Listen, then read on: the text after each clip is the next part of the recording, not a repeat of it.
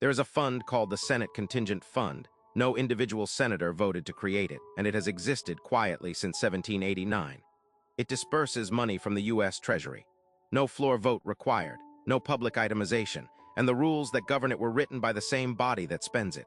Most people believe Congress controls money through votes. A bill passes, the president signs it, money moves. That is the version they taught you. This is not how the Senate Contingent Fund works.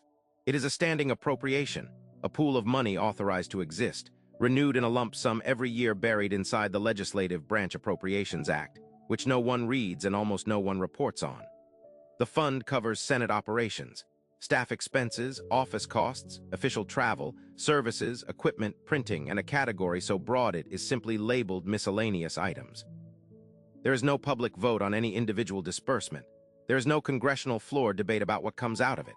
That happens somewhere else, behind a door most Americans do not know exists. The fund predates the modern republic. The first Senate appropriated money for its own operations in 1789, before the administrative state existed, before federal agencies, before most of the institutions people think of when they picture government. It was created by the Senate, for the Senate, administered by the Senate, and no external authority has ever had routine jurisdiction over where it goes.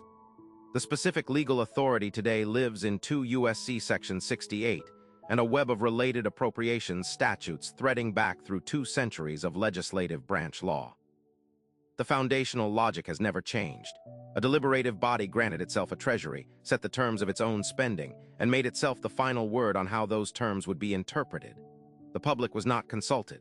No referendum was held. No single piece of legislation called the Senate Contingent Fund Act was ever introduced, debated, and passed. It simply grew into existence the way institutions do, through precedent and iteration, until it was too old to question. The Senate Committee on Rules and Administration controls this fund. Not a floor vote, not the full chamber.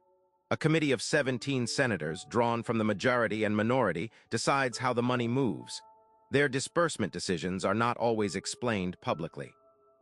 The disbursing office of the Senate executes the transfers and files reports that exist, that are technically accessible, but that are formatted and categorized in ways that make meaningful public oversight essentially impossible without significant institutional knowledge. Remember, no one voted on this arrangement either. Here is the part that reaches into ordinary life. The Senate Contingent Fund does not just pay for office supplies. It funds investigators.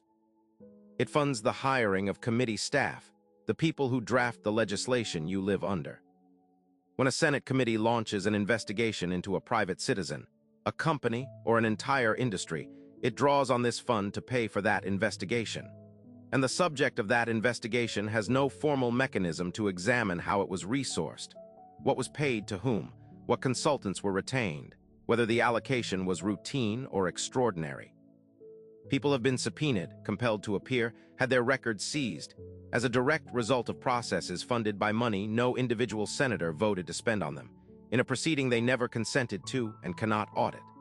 The Senate Sergeant-at-Arms operates under appropriations drawn from this fund for security and support purposes that are not publicly itemized. The machinery runs continuously, and most of its moving parts are invisible from the outside. And here is why it cannot be repealed. The Senate is a constitutionally co-equal branch of government. Under the speech or debate clause, senators cannot be questioned in any other tribunal for official legislative acts, and how they appropriate money for their own chamber falls inside that protection. The fund cannot be audited by the executive branch without Senate permission. Courts cannot scrutinize it without an extraordinary and practically unreachable showing of cause.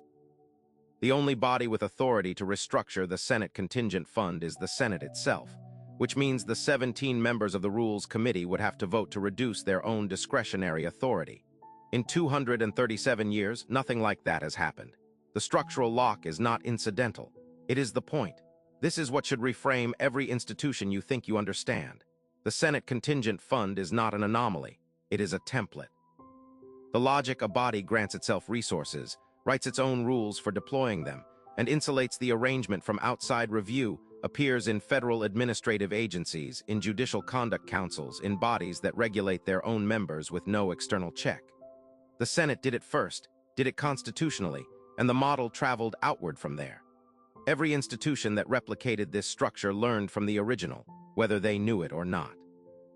You are looking at the voted parts of government, the committees, the bills, the hearings on television. The Senate Contingent Fund has been moving money in the background since the year Washington took office.